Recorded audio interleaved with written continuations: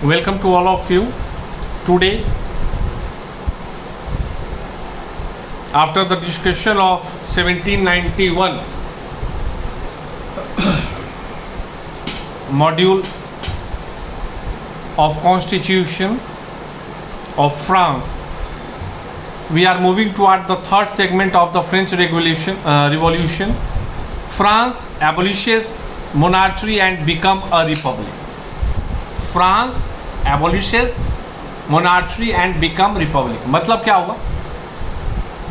मतलब राजतंत्र का उन्मूलन, खात्मा और गणतंत्र, रिपब्लिक मतलब गणतंत्र की स्थापना। अब चीज को समझो, चीजें तो बहुत अच्छे ढंग से हुई।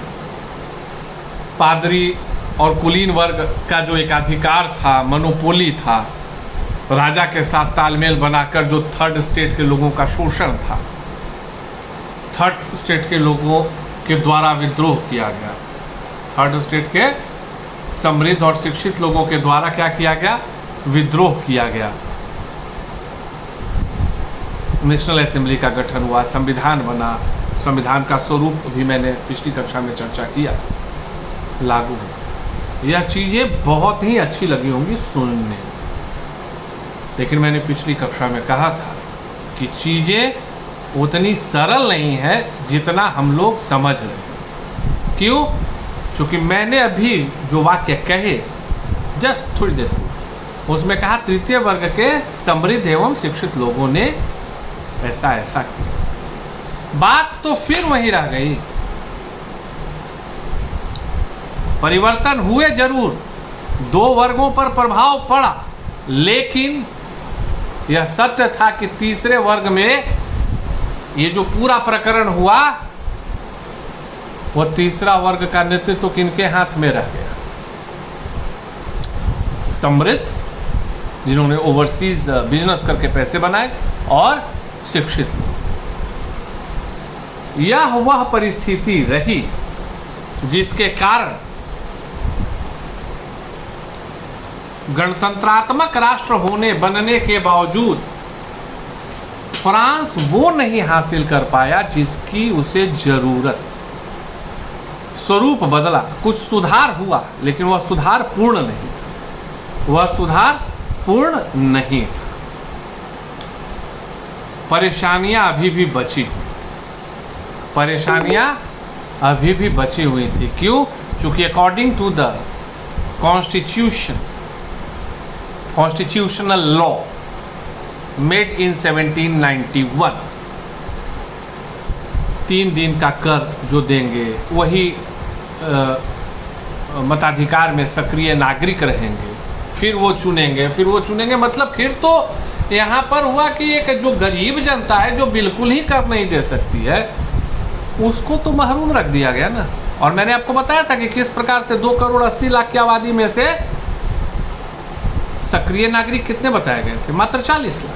तो चीजें तो वहां क्यों ही रह गई? चीजों में तो कोई आमूल परिवर्तन आया नहीं।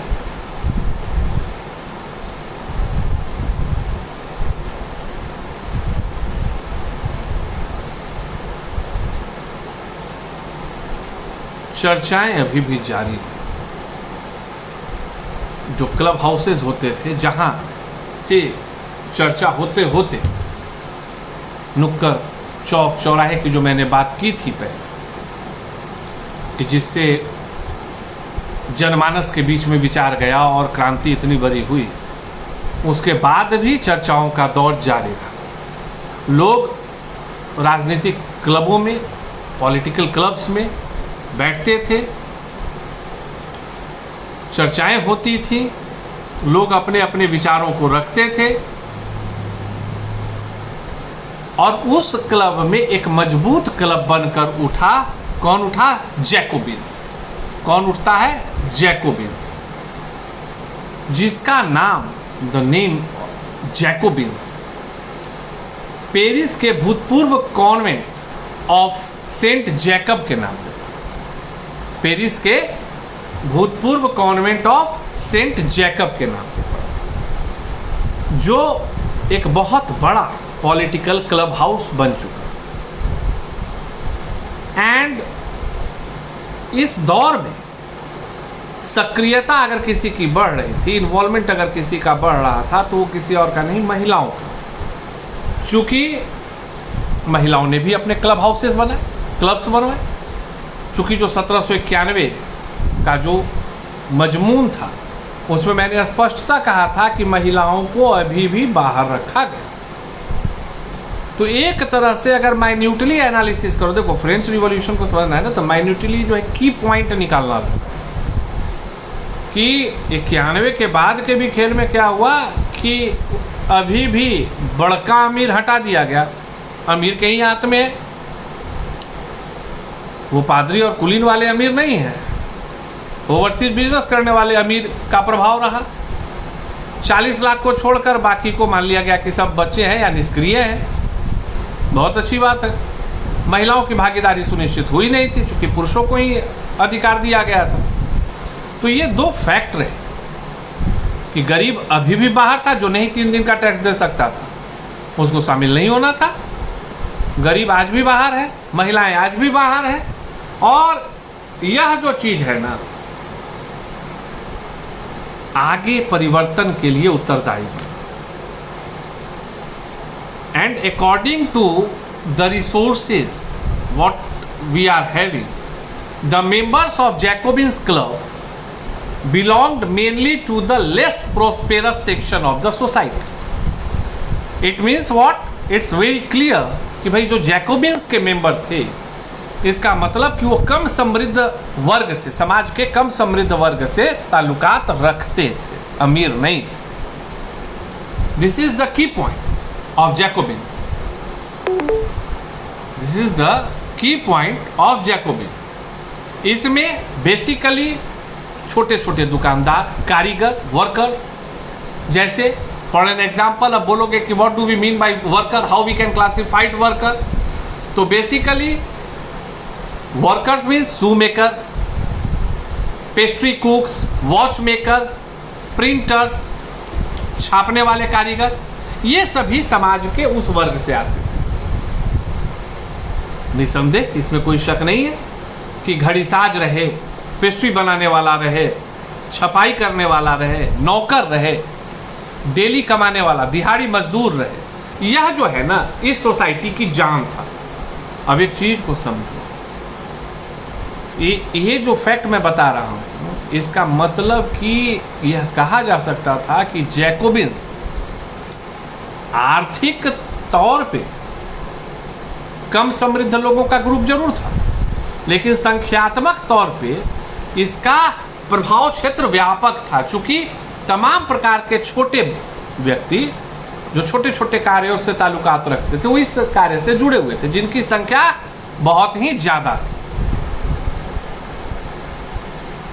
And to oppose, to show the oppose, विरोध को दिखाने के लिए a large group of Jacobins decided to start wearing long striped trouser. Long striped trouser मतलब जैसे आज हम लोग पहनते हैं ना स्ट्रिप वाला, भी ये इधर से, लेकिन बहुत शर्ट में आप देखते होंगे इस तरह से।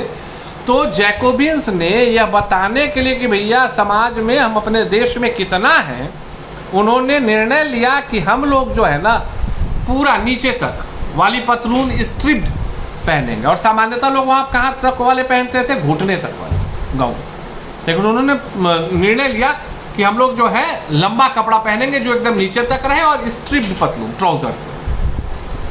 एंड यह इस बात के लिए था कि हम भाई बाकी अमीर लोगों की तरफ फैशनेबल नहीं है, सही, हम गरीब है ना तो फैशनेबल नहीं है।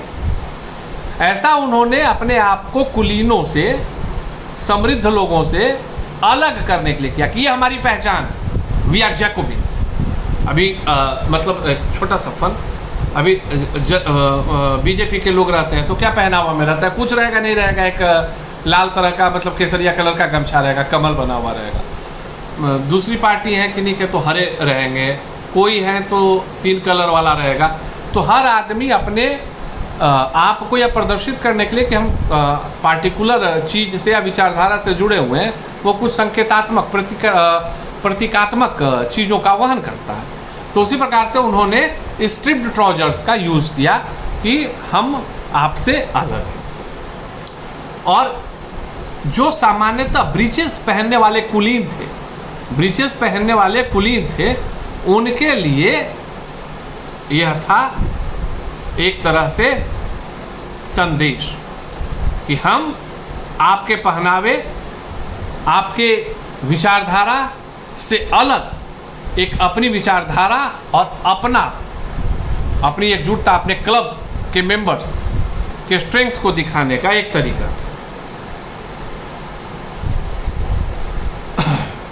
And the people, basically the people